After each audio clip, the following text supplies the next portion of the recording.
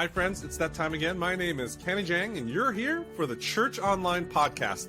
Today, we've got a fun show, very practical. We're going to talk about 3 ways to increase engagement with beautiful, beautiful web links. My co-host and conversation partner today is DJ Chuang. Welcome to the show, DJ. Hey, it's great to be back. Thank you for having a beautiful conversation about web links. Yes, absolutely. Now, before we get there, I just want to do a shout out to our sponsor, Identity Digital, who brings us the .church top-level domain name, which is used by tens of thousands of churches like canvas.church or life.church to connect and engage with visitors online. Now, as part of that Identity Digital portfolio, .church is a domain name that comes with added security and phishing protection. You can get your own .church domain name at name.church or your favorite registrar online. So DJ, we are going to be talking about beautiful web links, which I know is a popular topic on the web for aesthetics. But more importantly, practically speaking, we're going to make that connection between beauty of that URL and increasing engagement, right? So that's one of the things that we're going to dive into today. So let's talk about today. Let's talk first about the different ways to use domain names, like in marketing and communications. Is there just more than more than a link that goes on a website? Well, it's a link that goes to a website, or it could be a link that goes to an event page, registration, call to action, response, sign up for a newsletter, go to social media, all kinds of things. Websites can, or domain names can also be URLs that go to an app. So it's a very succinct way to draw someone's attention and focus and to do something, because just having images or text scroll by, and people are scrolling by so much information, so much content, so many distractions, right, bombarded by thousands of messages a day. And what is it that's going to grab someone's attention and take action? And it is a beautiful web link that draws attention. And we're humanly wired to things that are attractive and beautiful. So when I saw this paisley shirt in the department store the other day, I was drawn to it and I had to get it because it's orange and it was on sale and it was unique. And those of you that are watching this on video can see it. Those that are just listening to audio cannot see it. But if you were to see the video, you would notice that my shirt is more interesting than Ken's. It certainly is a beauty, DJ. Love your decor. In fact, the fact that it's orange is one of the things that makes it so beautiful. So one of the things we talked about, all the different uses, it was promotional use of links. I want to camp out on that just a little bit. So can you talk through for me, what's the advantage of using a promotional URL versus just a standard URL, for example? Yes. So, for example, every church, or certainly churches listening to the Church Tech Today podcast, have a homepage and hopefully a domain name. I've also come across some churches that just have a Facebook page or just have an Instagram, and it serves their small community just fine. But having a homepage is good for kind of the first impression, and we've talked about that on a previous episode. But there are other things that you want people to do than just going to the generic homepage that serves the generic population. There are people that are attending your church that you want them to have a specific response after the message. And I'll mention one of those in the next question. And then there are those that you want to direct someone to a special event or to register.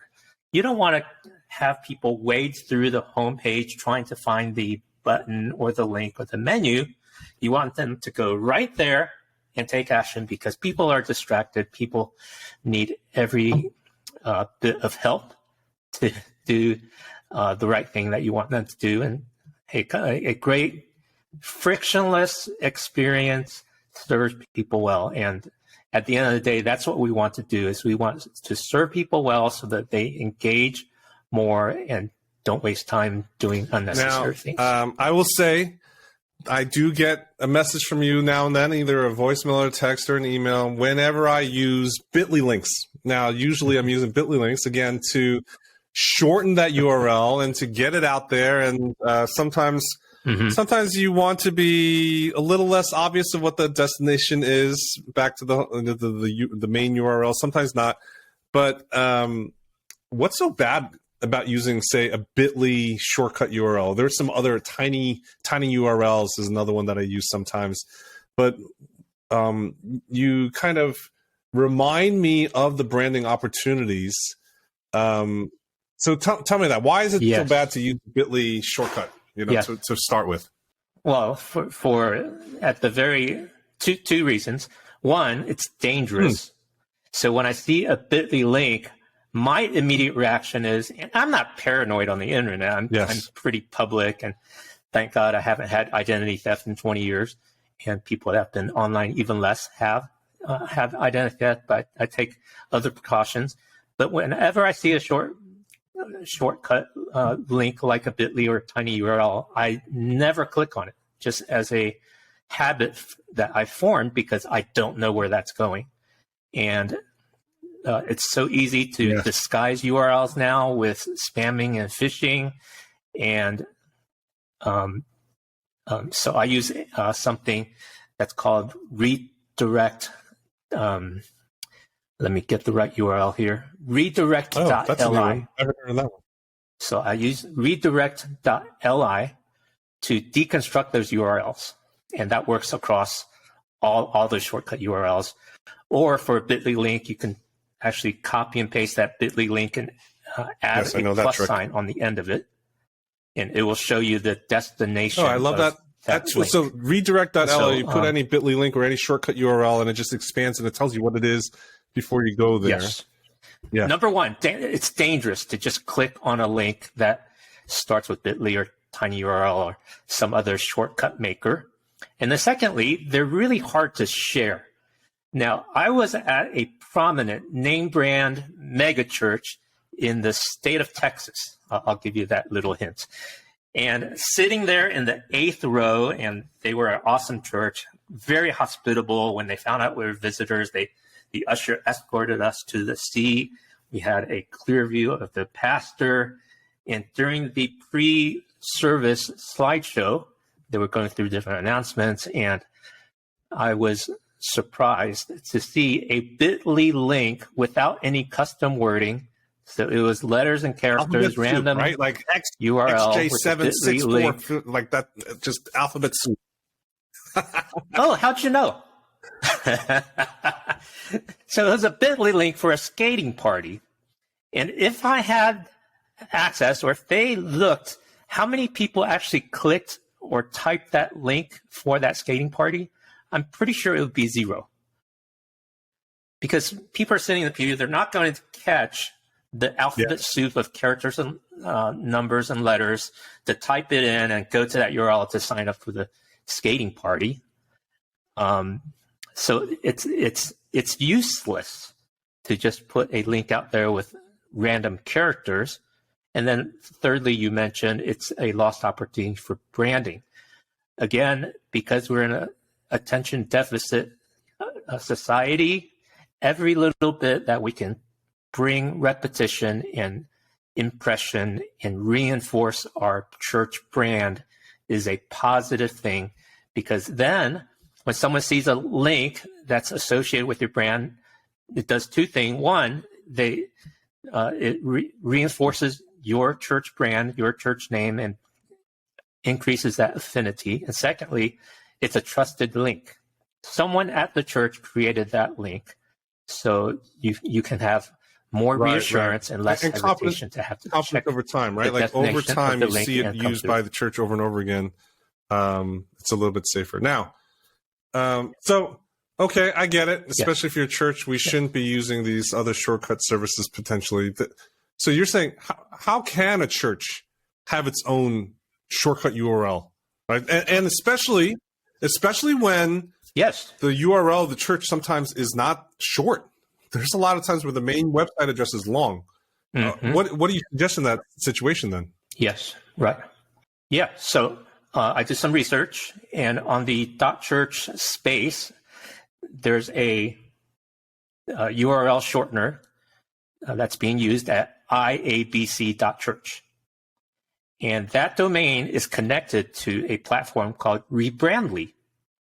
So Rebrandly is a shortcut maker that you can share with a couple of your social media team and your web team to say, hey, when you have a shortcut URL related to an event, a sign-up form, a landing page for a ministry, a call to action, log into Rebrandly and create a custom link at iabc.church/Easter or iabc.church/Christmas, and then have it go directly to that longer URL that is the church's destination.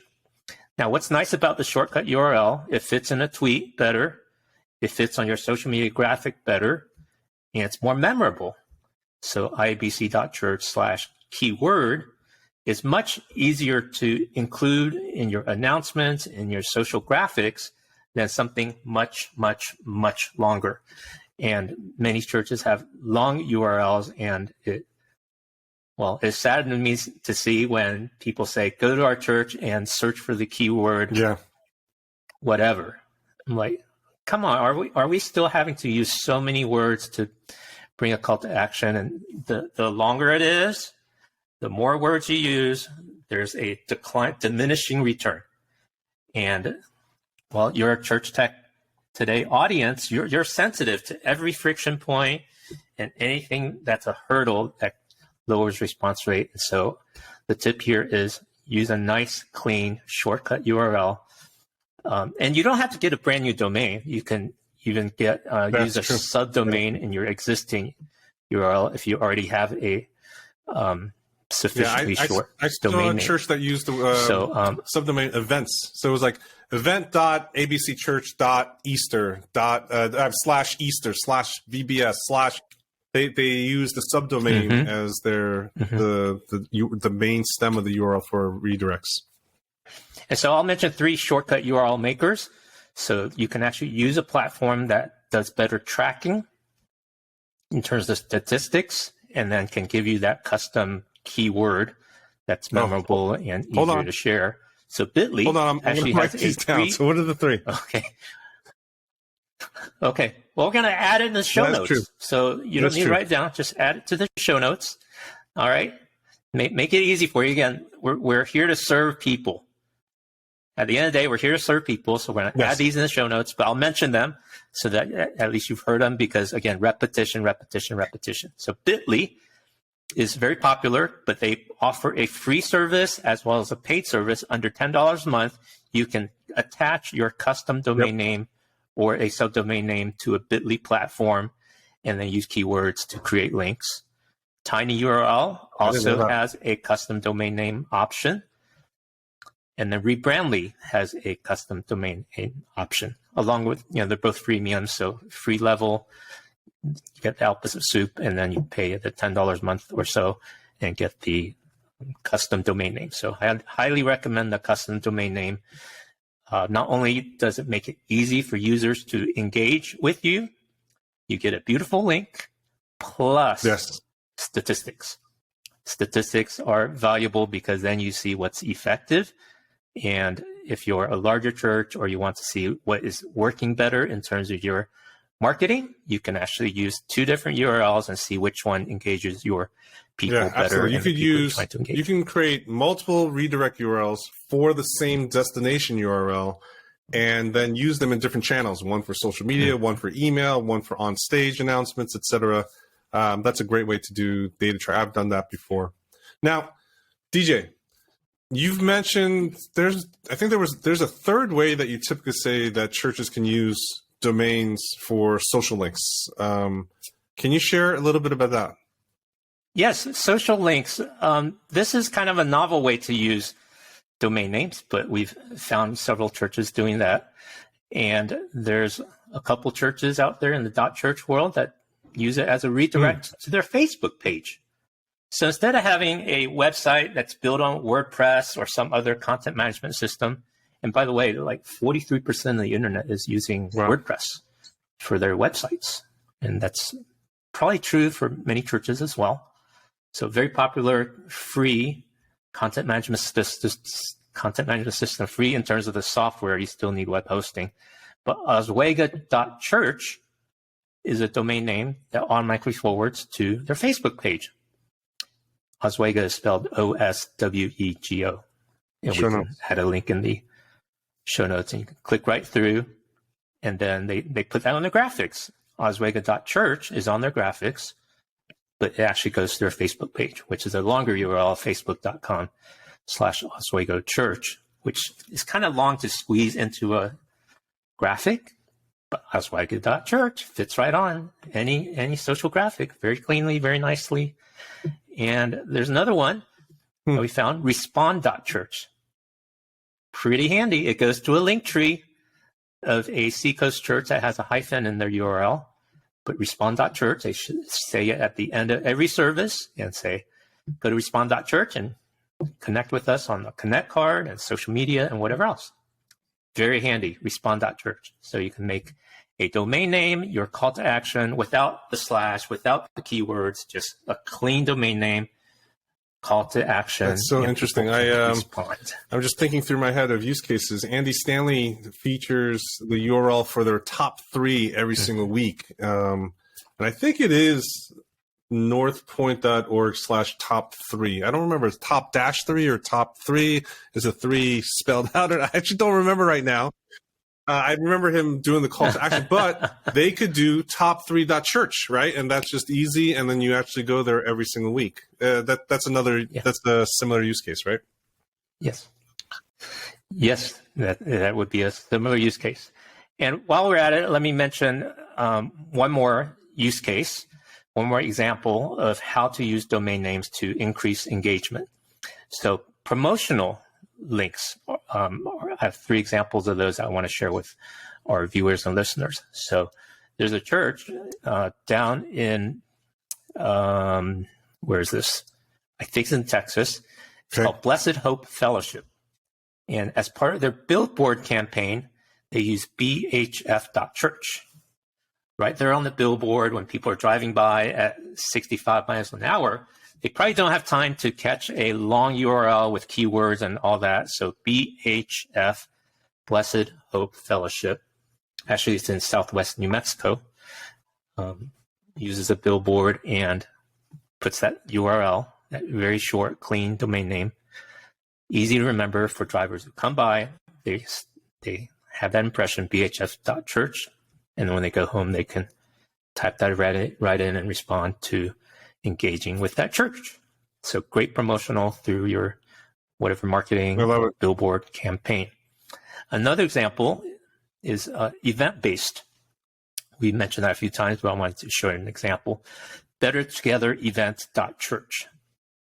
So this church is Victory Life People Church, and they use it to redirect to a long URL, victorylifepeople.church/better-together-Christmas.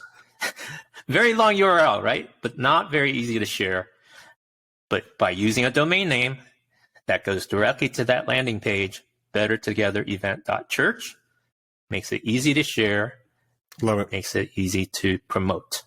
Promotional URL for their Christmas event. And it's generic enough, they could use that for other events throughout the year, Easter and summer party, whatever, bettertogetherevent.church. Go ahead, Kenny, you can say it with me. Much better than that other long, crazy URL that you have mentioned. Yes, I know there's some churches that do call and response, and you can just have people practice that and add another impression, memorability, domain name for further engagement. And then one more, beyondsunday.church. I love that domain name. This church was very creative. This church is Mayfair Bible Church, and they're using it as a landing page for things that people can do beyond Sunday. Yes. Get it? Beyondsunday.church. They provide resources for prayer, small groups, Q&A videos, serve teams, how to deepen your faith. And it's all conveniently located on that landing page at beyondsunday.church. Which is so interesting because it's actually non-branded in particular instead of being branded, probably because they want it to be even more shareable outside of even their own community, reduce that friction. Because I see here that their main URL is mayfairbible.church. And so you're removing that branding, make it easy for someone who's exploring Christianity or questions about Jesus for the first time, or even someone who's new to the church to try to get more attached to it, the community.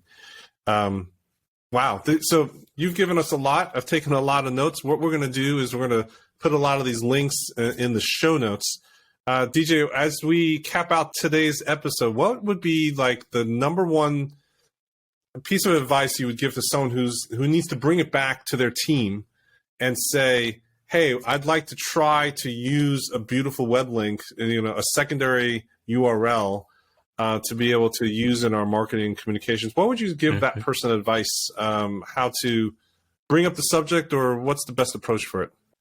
Well, the easiest way is to show an example. Social proof is very easy to understand and to take action on. And once you've experienced it, you'll want to pass it on. Well, sorry, I'm a bit old. That's an allusion to an old song. Some of your older listeners might catch it. I'm a young gun, That's okay. DJ. I'm a young gun. Well, thank you for spending some time with us today. Next time, I'd love to have you back because I want to talk about the mechanics and just the practicality of upgrading domains, because I think as people start to revamp sites and get ready for this next chapter of their digital footprint, et cetera, upgrading their site in that perspective, I think is really important. So I'm looking forward to that conversation. And for you guys today, if you are actually using a redirect, we'd love to catalog more examples of how you're using them. If it's a secondary URL too, would you reach out to us and let us know? I'd love to hear from you. It's great to hear the stories. It's encouraging.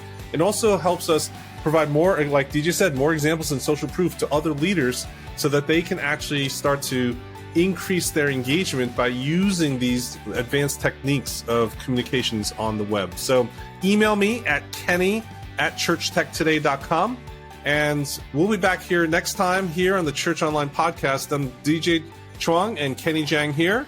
We'll see you next time here for another conversation about websites and domain names.